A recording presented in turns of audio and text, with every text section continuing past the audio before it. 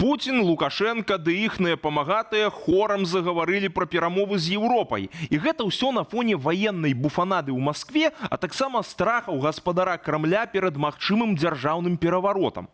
Што гэта ўсё значыць для Беларусі? Зараз будзем высвятляць у праграме «Тут і там». Добрый вечар, паважанае гаспадарства. Мяне зваць Зміцер Міцкевіч, а мае сённяшнія госці журналістка Белсату Наста Іліна. Добрый вечар. Добрый вечар. А таксама рэдактар «Вот так» Роман Захараў. Добрый вечер.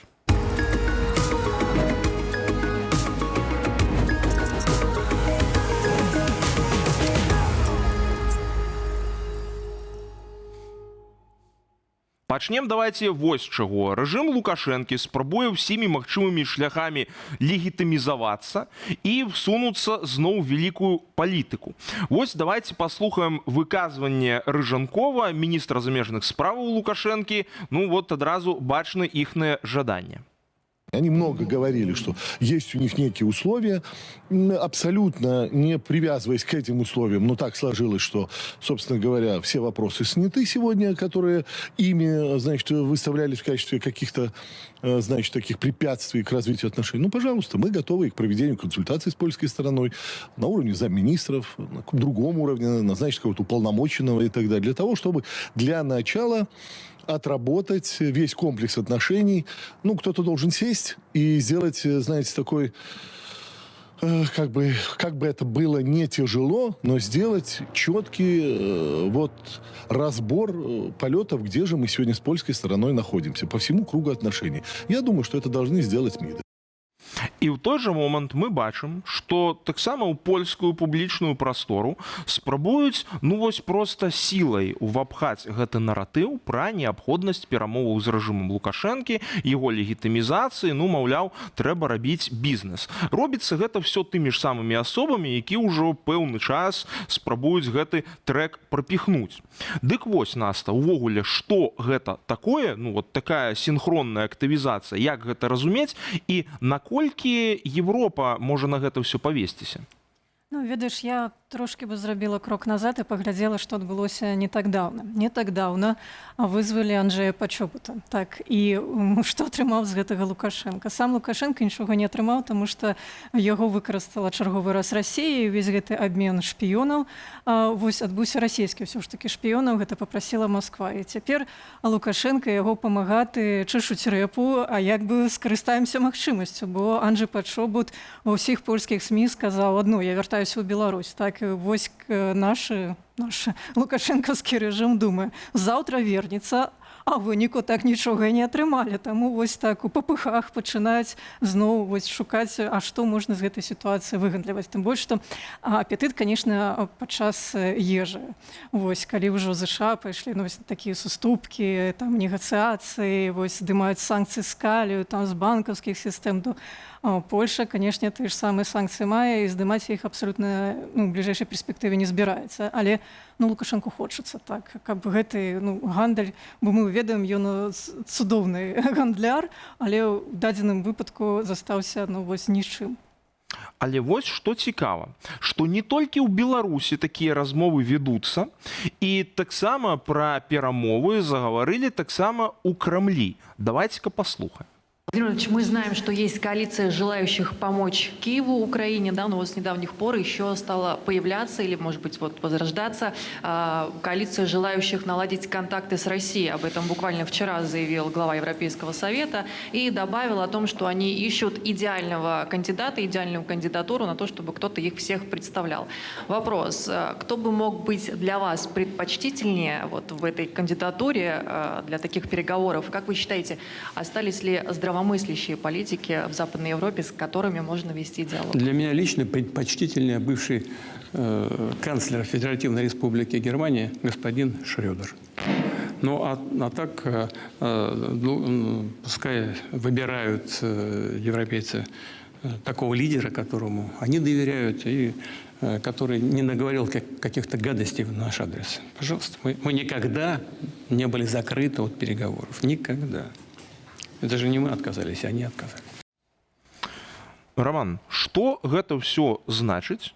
І ці такія, ну вот гіпатэтычна, калі мы нават возьмем, што будуць нейкія перамовы, ці можа быць з іх нейкі плён? Да, разумеется, это в первую очередь попытка продажи, так же как Лукашенко продает и внутренней, и внешней аудитории иногда. Вот эту вот, значит, попытку усидеть на двух стульях. Кремль продает более сложную игру. Конечно, он мыслит себя действительно таким наследником и Российской империи, и Советского Союза. Москва все объединяющая, я уже не говорю о концепции русского мира. Но здесь видим две вещи. Они сошлись одновременно.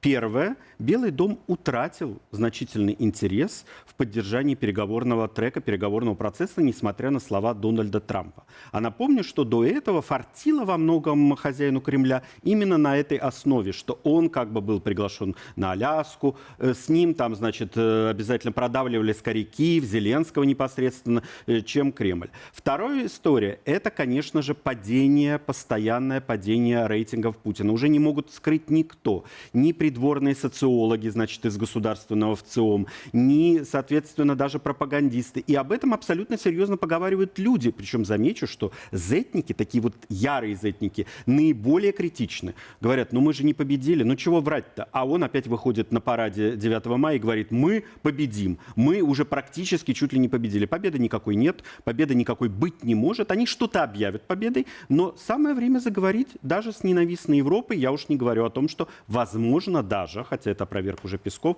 даже непосредственно с Киевом. Але вось што цікава. Пакуль з аднаго боку розныя вальфовічы, ну увогуле прадстаўнікі вот сілавога блока заяўляюць далей пра нашчадкаў нацыстаў в Европе, якія збіраюцца там нападаць на Менск і Маскву, все ж таки, ну вот афіцыйна і Кремль, ну і Лукашенко пад яго эгідай спрабуюць шукаць нейкія кантакты. Навошта увогуле гэта робіцца? Гэта спроба нас-то, на твоё меркаванне, сапраўды пашукаць зараз нейкага замірэння хаця б часовага? Альбо все ж таки пусціць пыл у вочы. Ну бо зноў жа, з пункту гледжання Крамля, ну вот прадаць Лукашэнку ў якасці нейкага незалежнага актара, там мірнага пасярэдніка, гэта зразумела цалкам лагічны план. Таму што мала таго, што свайго агента атрымаць, дык калі нехта павядзецца яшчэ на все гэтыя бізнес-заманухі, так бы мовіць, то тады Крамлю яшчэ і за гэты кантроль над Беларусю плаціць не трэба, ну вдвайне выйгрыш. Але ці няма тут такога, што все ж таки не адмаўляюцца яны ад сваіх планаў па далейшай эскалацыі? Ну, ведаеш, мне здаецца, што, можа, журналісты ў дадзены момант вельмі хутка абрадаваліся, пачуўшы гэтыя словы пра перамовы. Ну, рана радуемся, і таксама трэба і грамадству сказаць расійскаму, там, ці беларускаму, ці еўрапейцам. Ну, не трэба шмат чакаць ад такіх заяваў Пуціна пра пэўны дыялог. Безумоўна, пэўны стрэс перажыў цяпер Пуцін за апошні тыдзень, калі рыхтаваўся да параду, а дроны ляталі. Так, і Украіна прадэманстравала, што даставаць яны могуць не толькі НПЗ, так, і не толькі, скажем, у тых губернях ці абласцях, куды раней прылятала. Украіна прадэманстравала, што яна зараз вядзе, так, мае карты, і што тэхналагічна яна выпярэджвае. І тут пытанне, і, можа, пытанне да Рамана, як ён адчувае, ці наколькі Расія падрыхтавана удзельнічаць у такім бегу, так, тэхналагічна. Мне падаецца, што акурат Расія і высветлілася, што не зусім яна можа лавіць гэтыя дальнабойныя дроны і перахопліваць іх. Так. Яна зараз у вельмі ўразлівай сітуацыі. Эксперты яшчэ, вось, калі пачаліся гэты ўдары там месяц таму, там, ці паўтары па НПЗ, па гэтых месцах для экспорту нафты, казалі, што калі Украіна вынішчыць, скажем, 50-40%, то так, гэта непрыемна для Расіі, гэта адчувальна. Але калі гэты паказнік уже будзе 75-85, то Расія загаворыць пра перамовы. Магчыма, мы ўжо як бы уваходзім у гэтую кропку, што вось спрагназавалі, што Украіна сапраўды зараз можа нанесці пэўную шкоду. А магчыма, сапраўды Трампу, але Трамп, у яго сёння адзін настрой, заўтра іншы. Сёння яму не цікавы гэтыя перамовы, а магчыма, вось гэта коска такая была кінута ў бок Трампа, а можа заўтра ён зноў зацікавіцца гэтым трэкам. Мы ўжо за гэты год прызвычаіліся, што погода змяняецца, настрой у Трампа як погода ў гарах, так, некалькі разоў на гадзіну. Ну бо вот тут таксама Ступ прэзідэнт Фінляндыі загаварыў аб тым, што вось таксама там час паразмаўляць з Расеяй, і таму тут пытанне такога характару, а ці Расія зараз дамоваздольная, ці пуцінскі рэжым увогуле сапраўды хоча нейкага доўгатэрміновага замірэння, бо пакуль па іхнай дынаміцы ўнутры краіны на гэта не выглядае. Мілітарызацыя працягваецца, зноў жа пэўныя сілы агучваюць свае планы і свае жаданні па далейшай эскалацыі супраць НАТО. Ну і рэжым Лукашэнкі-то таксама, калі мы паглядзім на ягоныя дзеянні, ніякім чынам ні да якой дээскалацыі не набліжаецца увогуле. Ну, про Лукашенко вам как раз, коллеги, лучше рассказывать. Я тут считаю, что все-таки Лукашенко пытается как-то, чтобы совершенно не обрушилась его эта экономика очень странная, я не говорю даже о его личных деньгах. Но что касается России, вы знаете, это не первый раз, когда они говорят. Я напомню, что сигнал, например, о том, что мы готовы запустить вот эту нитку газопровода, они все время машут этим флажком. Отсюда, кстати, я думаю, в голове сразу возникает у Путина фамилия Шрёдера, не только потому, что они лично знакомы и чуть ли реально не друзья, но вот этот вот флажочек, да, он не белый, хорошо, это не белый флаг, но тем не менее мы готовы, значит, вот этот бизнес с вами вести, как обычно, давайте реалполитик, давайте разделим сферы интереса. Собственно говоря, мы помним, что именно это он предлагал Соединенным Штатам Америки и Западу в целом издавна с Мюнхенской речи знаменитой. Ну давайте поделим, давайте вот Украина наша, ну Беларусь, понятно, наша под Лукашенко, ну что тут уж все ясно. Значит, и мы тут правим. Поэтому я не уверен, что они не готовы разговаривать. Только разделим два трека. Мир в Украине им не нужен. Им нужен как раз вечный хаос, вечно оккупированные территории, чтобы там была болевая рана, которую они смогут раздрапывать, и чтобы они всегда имели влияние какое-то тогда невольное даже, пусть, на политику внутренней Украины. Хотя оно часто, мы видим, как по этой войне полномасштабной носит мобилизационный характер в отношении населения страны, общества страны. Но тем не менее. А вот в отношении бизнеса с Западом и с Европой, знаете, это они могут кричать, что недружественные страны. Но вы видели слезы практически пропагандистов, когда они потеряли Венгрию? И радость пропагандистов, когда Фице, хоть и не участвовал в параде, но прилетел таки в Москву и возложил эти венки. Да, вот тут вельмі характэрная рэч, і што цікава, на гэтым фоне з'яўляецца інфармацыя крышачку раней аб тым, што в самім Крэмлі цікавыя працэсы адбываюцца. Увогуле, внутры Расіі все весялей і весялей. Давайте-ка паглядзім цытатку. С пачатку сакавіка 2026 года Кремль і Владимир Путін занепакоеныя уцечкай важнай інфармацыі, а таксама рызыкай змовы або спробы перавароту супраць прэзідэнта Расіі. У прыватнасці ён асцерагаецца выкарыстання беспілотнікаў для магчымага замаху з боку прадстаўнікоў расійскай палітычнай эліты. Вот. І тут у мяне, Роман, да цябе пытанне наступнага характару. Ці сапраўды ёсць вялікая незадаволенасць палітычнай эліты асабіста Пуцінам і той палітыкай, яка вядзецца? І якога характару гэтая незадаволенасць? Яна хутчэй як у Гіркіна, што, маўляў, кепска ваюем і чаму яшчэ ядравай бомбай па Варшаве не бахнулі? Альбо яна хутчэй як у Абрамовіча, который страціў вялікія актывы менавіта з-за гэтых авантурысцкіх дзеянняў свайго начальства.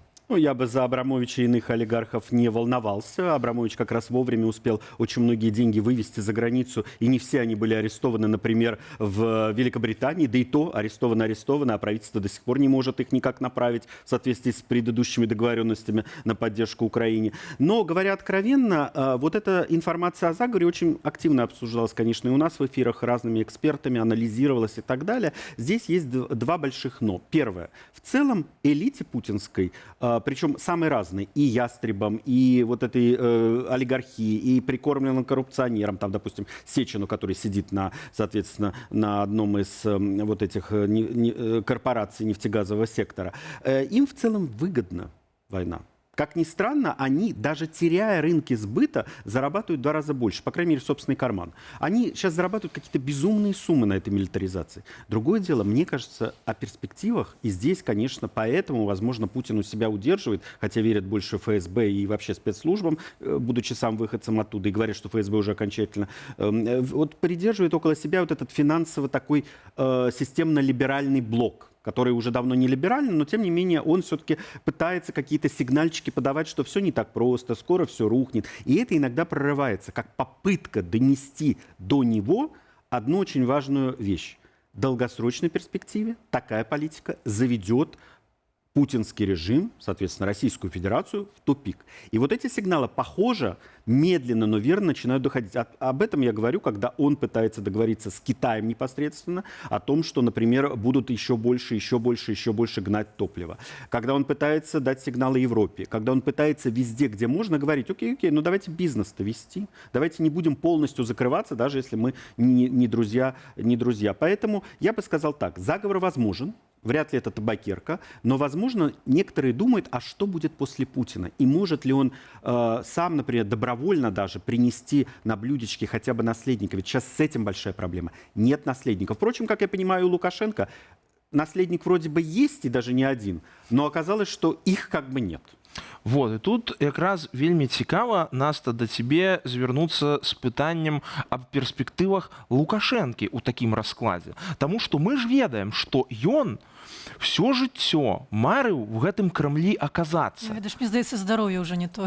Але мара-то ёсць. І ці на твоё меркаванне вот такі імідж Лукашэнкі, крэпкага хазяйственніка і гэтак далей, ці не можа быць таксама выкарыстаны пэўнай групай расійскіх палітычных эліт для вось гэтай вот гульні? Ну таму што, зноў жа, у часткі расійскага грамадства імідж такога персанажа адназначна, мне здаецца, знайдзе нейкае такое добрае пачуццё ў сэрцы. Ведаеш, я не была б такой аптымісткай. Па-першае, Расія не лічыць, што Украіна гэта самастойная дзяржава, такое адносіны толькі адносіны як да перыферыі, так? Такія ж самыя адносіны да Лукашэнкі. Гэта перыферыя, гэта правінцыя. Нікога яны з правінцыі не будуць саджаць там пасядзець на Крамлі. Вось, таму я думаю, Лукашенко сам ужо такую перспектыву не верыць. Яму ў свой час патлумачылі, нават не хоць там кампаніі пачынаў і так далей. Таксама я не веру ў пераварот у Расіі, таму што я гісторык, таму што ведаем, колькі ў гісторыі Расіі было гэтых пераваротаў, толькі адзін быў паспяховы, гэта 17-й год. Так, але чаму ён быў паспяховы 1917, таму што бальшавікі ўсё ж такі былі вельмі моцна зарганізаваны. Магчыма, быў гэты шанец у Прыгожина. Таму што гэта была сіла зарганізаваная, пэўная сіла. Нават Прыгожину не атрымалася, таму я сумняюся, што будзе сцэнар Прыгожин 2.0. Наўрад ці так. Магу памыляцца, але я не бачу такіх асобаў у Расіі, нават сярод вайсковых, ну не зэт-блогерам, нават там, я не ведаю, з-за кратаў там крычаць, што яны маглі б, і ў іх атрымалася. Але вось што цікава, на гэтым фоне вельмі цікава глядзяцца тыя самыя перамовы з Захадам, пра якія мы ўзгадалі. А ці не будзе ў Европы таксама, да і ў Злучаных Штатаў, зацікаўленасці пашукаць дамоўленасцяў, калі не з Пуціним, то з кімсьці іншым внутры расійскай сістэмы. І як вся расійская сістэма можа на гэта адрэагаваць, калі будзе ясная прапанова, ну, вот далейшага трэка? Очень сильно разрушено доверие, поле доверия. Вот, кстати, на самом деле это интересный вопрос, потому что эксперты уже неоднократно отмечают, что в отношениях Советского Союза с Западом все-таки было с кем договариваться. Была ведущая партия, была вот эта политическая роль. Сейчас все-таки это персональная автократия. Как бы мы ни говорили, возможно, это не лично Путин только один, а вот какой-то узкий круг, но это такая довольно персоналистская структура. Соответственно, а как разговаривать с иными?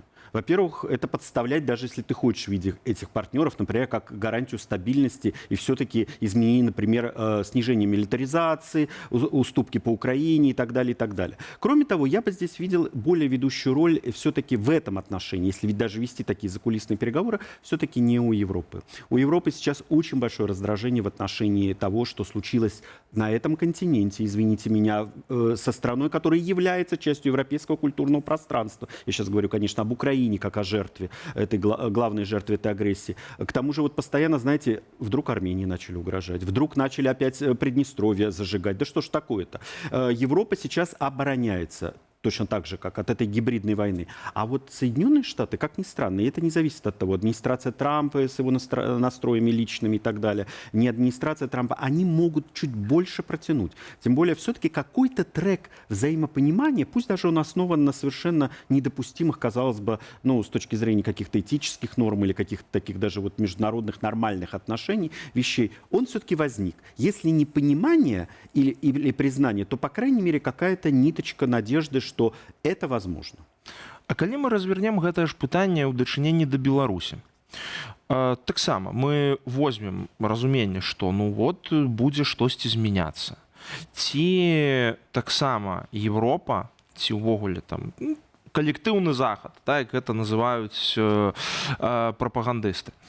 Ці там ёсць нейкае разуменне таго, што в далейшым з гэтым всім рабіць, менавіта в кантэксце таго, як будзе сітуацыя развівацца ў Расіі.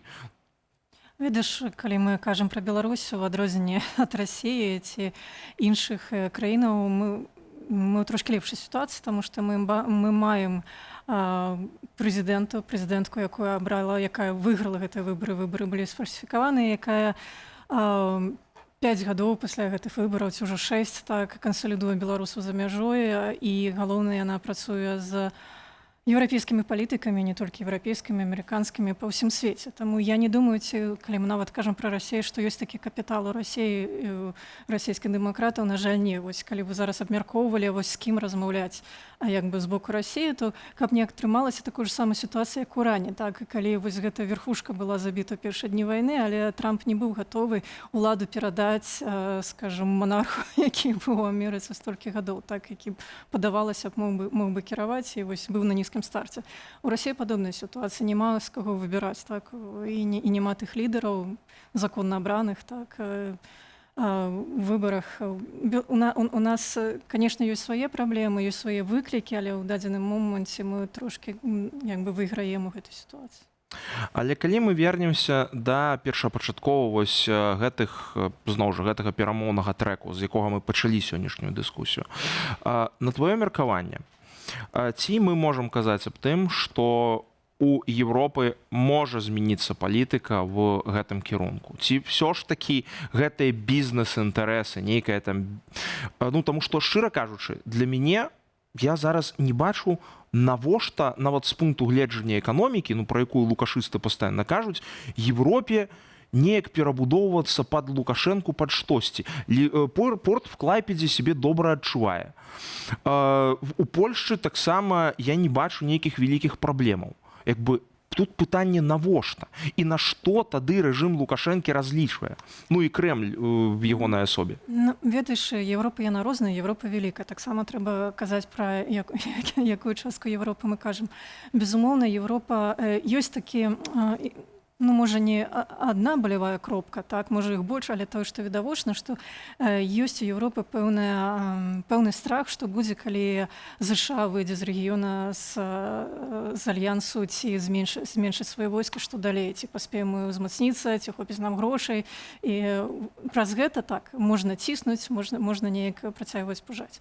З іншага боку, зноў ж такі, ў Еўропе ёсць Украіна. Украіна — гэта частка Еўропы, і ўжо становіцца часткай з гэтай архітэктуры бяспекі. Так? І я думаю, што будуць галасы ў Еўропе таксама, якія будуць рабіць ставку менавіта на Украіну, так, на яе падтрымку, а дакладней, ужо не столькі ўжо пачалі еўрапейскія палітыкі казаць тое, што я казала год, два, то і 3 таму назад, калі еўрапейскія палітыкі казалі пра то, ніводны наш жаўнер не будзе на фронце, я казала, окей, вы мусіце ўвогуле в конкурсе ўдзельнічаць, каб там пабываць, так, і гэты досвед набыць. І вось еўрапейскія палітыкі толькі цяпер, так, калі спужаліся гэтай перспектывы, што тут ЗША не будзе зменшанай колькасці, так, што вось мы хочам вучыцца ў Украіне, так, і будаваць бяспеку разам. Ну, паглядзім, як гэта будзе працягвацца. Безумоўна, цікава, што беларускі бок таксама загаварыў пра дыялог, але я думаю, яны проста дапасоўваюцца да тых выклікаў. Вярнуся ўсё ж такі да пытання Анджэя Пачобута. Нічога Беларусь не атрымала, і гэта, ну, мякка кажучы, крыўдна Лукашэнку. Ну вось на гэтай цікавай ноце, паважанае спадарства, вымушаны мы і скончыць сённяшнюю праграму. Дзякуй вялікі, Наста, дзякуй вялікі, Раман. Таксама дзякуй вялікія нашым гледачам за тое, што глядзіце, таксама ставіце лайки, подписываетесь і пішаце цікавыя каментары да нашай праграмы. Ну і ведаеце, хочацца толькі пазычыць сапраўды глядзець на сітуацыю глобальна і не гледзячы на той весь пыл, які спрабуе пусціць у вочы лукашысцкая прапаганда, а таксама все яе агентура, каб мы маглі, скажем так, стратэгічна ацэньваць всю сітуацыю і бачыць сапраўдную карціну таго, што адбываецца у нас увогуле на ўсім, так бы мовіць, полі гульні, дзе мы все разам і знаходзімся. Так што дзякуй вам вялікі, добрага вечару, змагайцеся!